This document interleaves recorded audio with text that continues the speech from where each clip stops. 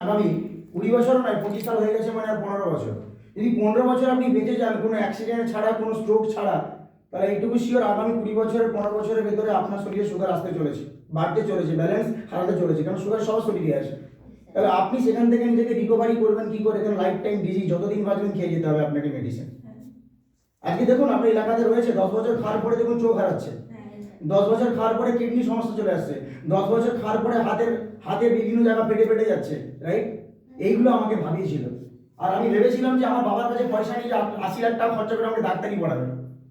80 লাখ টাকা না পড়লে ডাক্তারি পড়া সম্ভব নয়, তো 80 লাখ টাকা খরচা করতে লাগবে ডাক্তারি পড়তে, তো যে জায়গাটা তো আমার যাওয়ার নেই, সময় সম্ভব ছিল না। তো আমি টিআরসিকে জানি, টিআরসিকে বুঝি, এবং আমি 2018 সাল থেকে টিআরসি স্টার্ট করে দিই। আর আজকে দিনে দাঁড়িয়ে 6 বছর আমি টিআরসি করছি। এবং এই টিআরসি করতে করতে দেখুন আমার একটাই উদ্দেশ্য ছিল, মানুষের কাছে টিআরসিটাকে পৌঁছে দেবো। টিআরসি আমাকে বলেছিল যে we are not a salesman, তুমি কোনো সেলসম্যান নয় যে লোকের বাড়িতে বাড়িতে বিক্রি করতে যাবে। এই 5 বছরের মাধ্যমে আমি এটা বুঝেছি, যারা আমার সঙ্গে কাজ করে কেউ এখানে সেলসম্যান নয় যে আপনি লোকের বাড়ি গিয়ে বিক্রি করতে যাবেন। এখানে টিআরসি বিক্রি হয় না, সোনা লোকের ঘরে গিয়ে বিক্রি হয়, করতে লাগে, লোক অটোমেটিক কিনে নিয়ে যায়, হ্যাঁ কি না? তো গুরুত্বটাকে বুঝতে হয়, রত্নের গুরুত্বটাকে বুঝতে হয়, সেভাবে করে আপনার প্রয়োজন ওটা এমনি বিক্রি হয়, ওকে বিক্রি করতে লাগে না। তো সেরকমই আজ পর্যন্ত কখনো কারো বাড়ি থেকে টিআরসিকে বিক্রি করতে লাগেনি। টিআরসি কোনোদিনও আমাকে বলেনি যে লোকের বাড়িতে গিয়ে বিক্রি করতে যাও, we are not a salesman, we are a leader. তোমার কাজ মানুষকে সুপার অ্যাডভাইস করা, কি করে একটা মানুষের বেটার হেলথ সলিউশন পাবে, কি করে একটা মানুষ তার সুস্থ রাস্তা খুঁজে পাবে, সেই জায়গাটা তুমি তুলে ধরবে, তুমি তোমার জীবন তৈরি করতে পারবে। ফ্যামিলি অনেক ইগনোর করেছে আমাকে, ফ্যামিলি অনেকভাবে আমাকে মানা করেছে, কোনোভাবে সাপোর্ট করেনি। যখন কাজ শুরু করি, বাবা 4 লাখ টাকা খরচা করে পড়াশোনা করেছি, যে কারণে বাবা বলে মানা করতো, প্লাস্টিক ইঞ্জিনিয়ারিং চাকরি করে পেয়েছি 15 লাখ টাকাতে, ব্যাঙ্গালোরে চলে যায়। এই চিন্তা ভাবনা নিয়ে আমার বাবা আমাকে অনেকবার ফ্যামিলি প্রবলেমের মধ্যে এসেছি।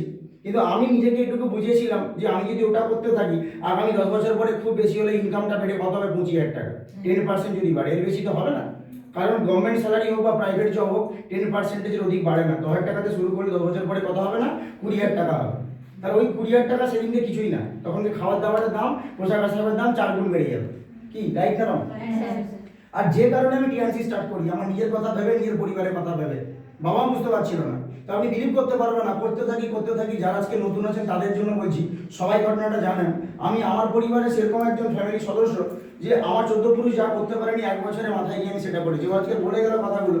2022 সালে ফার্স্ট টিআরসিতে সব থেকে ইয়ং এজে, সব থেকে কম বয়সে টিআরসি প্রত্যেক বছর তার ইউনিভার্সারি সেলিব্রেট করে, প্রত্যেক বছর।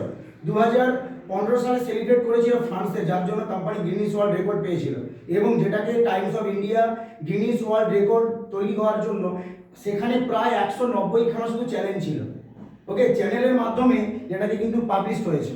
টিআরসি যখন গিনিস ওয়ার্ল্ড রেকর্ড করে, এটা আমি দেখেছিলাম আপনাদের মতো, ইউটিউবে দেখেছিলাম যে সত্যিকারের কোম্পানি কি এত বড়। আমি দেখি এবং আমি দেখি যে এত মানুষ এসছে, 6,500 মানুষ, একটা মানুষের জন্য 1.5 লক্ষ টাকা করে খরচা করে কোম্পানি আজকে ফ্রিতে ঘুরতে নিয়ে গেছে, যার জন্য কোম্পানি গিনিস ওয়ার্ল্ড রেকর্ড করেছে। আমি কাজ করতে থাকি, এগুলো দেখার পরে মনের মধ্যে কনফিডেন্স বেড়ে যায়। 2022 সালে কাজ করে নিজের প্রথম রেকর্ড তৈরি করেছিলাম, ইন্দোনেশিয়া জাকার্তা 26 অ্যানিভার্সারি, যেটা ঘুরতে যাই, যেখানে কোম্পানি 1.5 লক্ষ টাকা খরচ করে। আমার জীবনের সব থেকে বিগ অ্যাচিভমেন্ট ছিল যে আমার পরিবারে কখনো এই জায়গাতে পৌঁছতে পারলাম। এবং ইন্ডিয়া থেকে 200 ব্যক্তি গিয়েছিল, সব থেকে কম এজের ব্যক্তি আমি ছিলাম। যেই সময়ে কাজ করতে থাকি, পরিবার সেই জায়গা থেকে অনেকটা মোটিভেশন পায়, অনেকটা এনার্জি পায় যে হ্যাঁ আমার ছেলে আগামী দিনে কিছু তো ভালো করবে। যেখানে কোনোদিনও আজকের অনেক সাধারণ মানুষ প্লেন তো দেখেছে, উপর থেকে দেখেছে, কখনো চড়ার সুযোগ পায়নি, রাইট না? সামনাসামনি তো দূরেরই কথা, তাই না? সবার ভোটার কার্ড আছে, কার কার এখানে পাসপোর্ট আছে? আছে পাসপোর্ট? তাহলে জীবনে কখনো এখানে চড়ার সুযোগই তো হবে না, কারণ বিনা পাসপোর্টে তো কোনো অ্যালাউ নেই, রাইট? তাহলে আমি আপনাকে এইটুকু বলি, 2000 কাজ করি, 22 সালে, 23 সালে কি করি না, আবার চায়না ঘুরতে যাই। এরকম করে একটার পর একটা ট্রিপ। ইন্দোনেশিয়া গেল তো চায়না গেল, চায়নার পরে ঘুরলাম কোথায় না থাইল্যান্ড, থাইল্যান্ডের পরে ঘুরতে যাবো কোথায় না দুবাই, দুবাইয়ের পরে যাবো কোথায় না জাপান। এই করতে করতে একের পর এক আজকে দেশ ঘোরা হচ্ছে। আজকে যদি 10টা বছর টিআরসি করে নিই, আজকে এইটুকু বিশ্বাস রাখি যে বছরে 4টে করে দেশ, আর 10 বছর টিআরসি করে নিই, পৃথিবীতে এমন কোনো দেশ থাকবে না যেখানে পা রাখতে পারবো না। আজকের আমার বয়স মাত্র 26 বছর বয়স।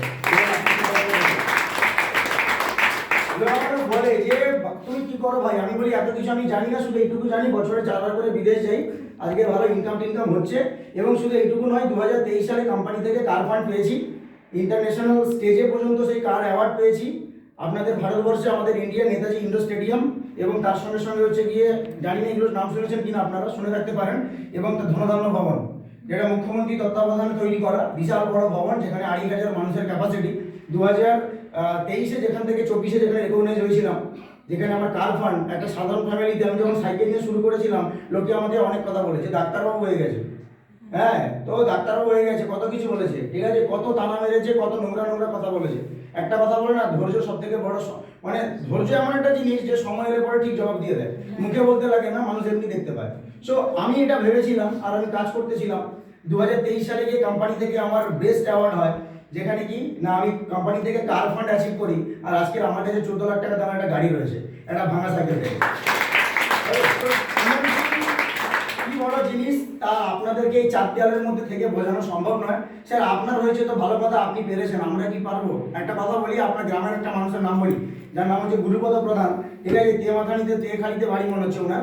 তো উনি আজকে প্রায় 9 বছর ঘর ছাড়া মানে ঘর ছেড়ে চলে গিয়ে আজকে কলকাতাতে আছেন, সেখানে বাড়ি গাড়ি করেছেন, আগে টোটো চালাতো, মানে অটো চালাতো আগে।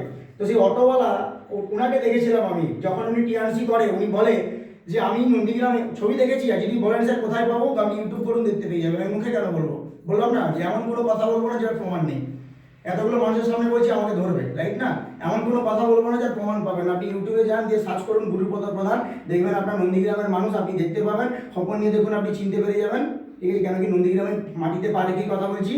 সেই মানুষটা আজকে 9 বছর টিআরসি করে, যে মানুষটা একসময় অটো চালাতো, সেই মানুষটা আজকে টিআরসি থেকে ডবল কার অ্যাচিভার, আজকে 40টা শুধু দেশ ঘুরেছেন, এবং তার মধ্যে 4 বার লন্ডন। এখন উনি একটা কথা বলেন যে আমার গ্রামে যাও, গিয়ে জিজ্ঞাসা করো কোন একটা উচ্চ মাধ্যমিক পড়া ছেলে আজ পর্যন্ত লন্ডনে গিয়েছে কিনা, আর আমি মূর্খ ছেলে আপনার টিপছাপ দিই, আমি 4 বার লন্ডন থেকে ঘুরে এসেছি। উনি বলে, এখন উনি সে কথা বলে যায় মেদিনীপুরের বাঘ। তো এই পরিচয়টা উনি আজকে করিয়ে দেখিয়েছেন। তো এই কথাটা শুনে আমি টিআরসি স্টার্ট করেছিলাম, যে যদি এরকম একটা মানুষ দাঁড়িয়ে এটা বলে যে আজকে অটোওয়ালা হয়ে আজকে রেকর্ড তৈরি করে, তো আমরা পড়াশোনা করে গাধা হচ্ছি নাকি? তো আমাদের তো পরিচয় করা দরকার যে আমাদের কি জায়গা হতে পারে। তো আমি এই টার্গেট নিই, আর শুধু আমি একা নয়, এই হলদিয়ার বুকে একাধিক মানে 2 ডজনেরও বেশি লিডার্স আছে, যারা আজকে টিআরএস থেকে কার ফান্ড অ্যাচিভার। এই 7 দিন আগে পর্যন্ত একটা গাড়ি আমাদের এই হলে থেকে কেনা হয়েছে, যার দাম আছে 22 লাখ টাকা, তার আমাদের সৌরভ স্যার কিনেছেন, আমি গ্রুপে ছবি দিয়েছিলাম। তো টিআরএস দেখুন কিভাবে নিজের রেকর্ড তৈরি করছে, নিজেরা চিন্তা করুন। টিআরএস শুধু একটা হেলথ সাবজেক্ট নয়, এটা বিরাট বড় ব্র্যান্ড। নিজেকে যদি এই জায়গাতে নিয়ে আসতে পারেন, নিজের কেরিয়ারকে চেঞ্জ করতে পারবেন। কেন বলেছি যে এটা হচ্ছে নিজের ব্যবসা, নিজের স্বাধীনভাবে করার জায়গা। লোকের কাছে কাজ করতে যাবেন, গালাগালি ছাড়া কিছু পাবেন না। আবার সারা জীবন কাজ করার জন্য বড় লোক কাকে করবেন, অন্য কাউকে করবেন। খাটবেন সারা জীবন, আপনি বড় লোক হবে কে, মিস্টার বস। খাটবেন আপনি বিদেশ যাবে কে, মিস্টার বস। খাটবেন আপনি গাড়ি চড়বে কে, মিস্টার বস। খাটবেন আপনি, আপনার ছেলে পড়বে কোথায়, প্রাইমারি স্কুলে, ওনার ছেলে পড়বে কোথায়, প্রাইভেট স্কুলে। বলুন রাইট না রং? রাইট। খাটবেন আপনি, দোকানে গিয়ে সব থেকে কম দামে শাড়ি দেখাতে বলবেন, কেন কি হাজবেন্ডের রোজগার কম, রাইট?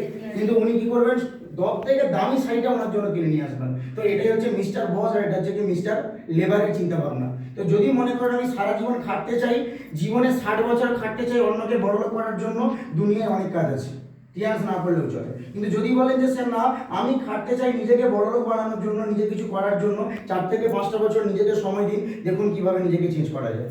কেন কি টিআরএস টাকা লাগিয়ে করার কাজ নয়, নিজের মানসিকতা দিয়ে করার কাজ। আপনি আপনার পরিবারকে একবার সুস্থতা করে তুলবেন, নিজের পরিবার থেকে রোগ দূর করবেন, নিজেকে জীবনে উন্নতির রাস্তাতে নিয়ে যাবেন।